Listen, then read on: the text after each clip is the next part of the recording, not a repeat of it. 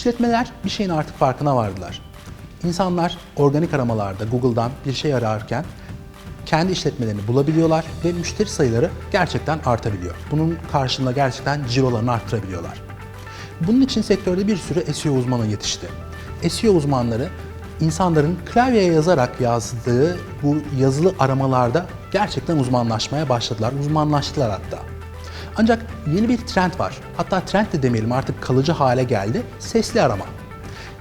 Arama sonuçlarını sesli aramaya göre optimize etme dönemine girdik artık. Şu an dünya genelinde yapılan arama motorlarındaki aramaların yaklaşık %20'si sesli aramalarla gerçekleştiriliyor. Bunun da en başında Siri ve Google Asistan'ın yapıldığı aramalar geliyor. İnsanlar eskiden Beşiktaş yemek akşam diye aratırken Google'da artık direkt olarak soruyu soruyorlar. Beşiktaş'ta hamburger, akşam yemeği yiyebileceğim, nerede hamburger yiyebilirim falan gibi uzun uzun cümleler kurabiliyorlar. Bu uzun cümlelere göre artık içeriklerimizi optimize etmemiz gerekiyor. Peki bu sesli arama optimizasyonunu nasıl yapacağız? İnsanların bu uzun sorularına karşılık nasıl yanıtlar vermesi gerekiyor web sitemizin ve içeriklerimizin? İlk önce insanların bu şeyi aramaları çok uzun sorular halinde sorabileceğini tahmin etmemiz lazım. Sadece hamburger, akşam Beşiktaş kelimelerinden çok insanların gerçekten ne arayabileceğini bütün tümce olarak belirlememiz gerekiyor. Bu belirlemenin ardından normal standartta içeriklerimizde hangi kısmı bold yapıyorsak daha uzun anahtar kelimeleri bold yapmamız gerekecek. Standartta nasıl hangi kelimeyle, hangi kodlarla, hangi heading etiketleriyle yönlendirmeler yapıyorsak bunları yine ona göre optimize edeceğiz. Ancak burada vermemiz gereken şeylerin başında 5M1K geliyor. Çünkü insanlar o 5M1K'nın açılımı olan ne, nerede, ne zaman, kim vesaire sorularını direkt olarak Siri'ye soruyorlar. Siri de direkt olarak o cevabı veren içeriklere yönlendiriyor ya da Google arama sonuçları. Google arama sonuçlarında daha üst sıralara çıkabilmek için sesli aramalarda o 5M1K'yı artık vermemiz gerekiyor. Artık yeni de bir lokal pazarlama, özellikle lokal işletmeler için. İlk olarak yapmaları gereken şey Google Business hesabı açmak. Google Business hesabı üzerinden Google haritalarda kendi işletmelerini yerleştirebiliyorlar. Ve işletmeleriyle alakalı girdikleri görseller, fotoğraflar tek tek mekan içinden, mekan dışından çalışanların fotoğraflarından hepsi Google arama motorunda güzelce sergilenebiliyor. Diğer yandan adresin doğru bir şekilde yerleştirilmesi ve insanların yorumlar yapabiliyor olması sizi üst sıralara çıkarabiliyor. Üst sıralara çıkarken insanların da yorumlarında sizin ilgili anahtar kelimelerinizden bahsetmeleri yine bir artı puan olarak sizin karşınıza çıkacak. Ancak işin Google Business'ın dışında site tarafında da yapılması gereken bazı düzenlemeler var. Bunların başında Featured Snippet'ler geliyor. Featured Snippet'ler yani yapılandırılmış veriye hazırlık aşaması sitenizin içerisine ekleyeceğiniz şema kodlarıyla gerçekleşiyor. Schema.org'dan bu kodların tamamının listesine ulaşabilirsiniz. Peki bu kodlar ne işe yarıyor? Sizin restoranınızın 5 yıldız üzerinden bir değerlendirmesini direkt olarak Google'da gösterebiliyorsunuz. Sizin menünüzde vejetaryen menü olup olmadığını direkt olarak Google'da gösterebiliyorsunuz. Belki sizin saat kaçta açılıp kaçta kapandığınızı direkt olarak Google'da arama sonuç kısmında gösterebiliyorsunuz.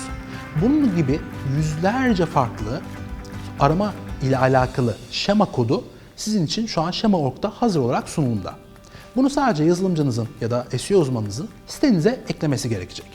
Sitenize eklendikten sonra bu içerikleri tek tek kendi işletmenize uygun şekilde, sadece restoranlar değil, bütün lokal pazarlama için çalışan markalar için geçerli olan Schema.org kodlarını tek tek sitenize ekledikten sonra sesli arama için Google'a çok sağlıklı bir veri vermiş oluyorsunuz. Çünkü Google sizin içeriklerinizi tek tek okuyup anlamak yerine sizin kodlarınızdan bir çıkarım yapıyor. Kodlarınıza Schema.org kodlarını iyi bir şekilde optimize ettikten sonra mantıklı birer sonuç çıkarabilecek hale getirebilirsiniz. Çünkü unutmayın, Google'da en üst sıralarda çıkmak önemli değil, Google'da ilgili arama sonucunda doğru insana ulaşmak önemli. Gerçekten Beşiktaş'ta hamburger yemek isteyen insanın size tıklaması önemli. Van'da bir tane adamın sizin restoranınıza tıklamasının hiçbir anlamı yok sizin için. Tabii diğer yandan sesli arama optimizasyonunun en önemli maddelerinden birisi mobil uyumluluk, hatta responsive tasarım.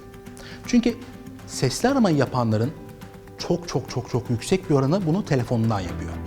Yani bilgisayardan sesli arama kullanan ben henüz daha görmedim. Telefondan sesli arama yapan insan haliyle sizin mobility web sitenize ulaşacak.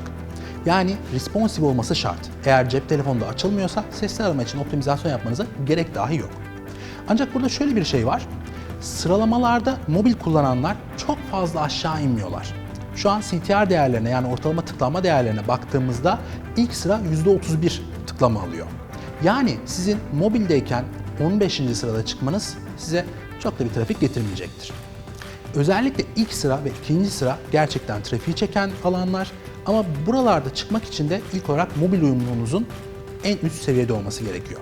Bunun için Google PageSpeed tool'unu kullanabilirsiniz. Sizin mobilde uyumluluğunuzu size birazcık daha olsun, nerelerinde hatalar var, nerelerinde düzgünlükler var onları gösterir. Diğer yandan mobilde tam olarak uyumu sağladıktan sonra ikinci aşamaya geçmiş olacağız. Mobilden web sitenize giren kullanıcıların çok büyük alışkanlıklarından birisi de az okuyor olmaları. Zaten evet, genel olarak dünya genelinde herkes az metin okuyor, ancak mobildeki insanlar birazcık daha az okuyorlar. Ve özellikle head dediğimiz o başlıkların olduğu metinleri okuyup geri kalan metinleri sadece göz gezdiriyorlar. Yani aslında sizin vurucu olan cümlelerinizi, insanlar için değer katacak olan, onların karar verme yetisine bir yönlendirme yapacak olan metinleri başlıklara, headlere koymanız gerekiyor. Hatta insanların arayabileceği kelimeleri, aradığı o sorgunun bir benzerini başlıklara koymanız gerekecek. Çünkü alttaki o uzun paragraf metinleri mobildekiler özellikle hiç okumuyorlar. Bunun için kelime optimizasyonunu yaparken bütün o anahtar kelimeleri tek tek yerleştiğimiz noktalar genellikle başlıkların olduğu yerler olmak zorunda. Diğer metin alanlarını tabii ki bir kuru kalabalık olsun diye koymayın, insanların okuyacağı şeyler olsun. Ancak yine keyword stuffing yapacağımız, yani bir sürü anahtar kelimeyle dolduracağımız bir alan olarak da görmemek lazım.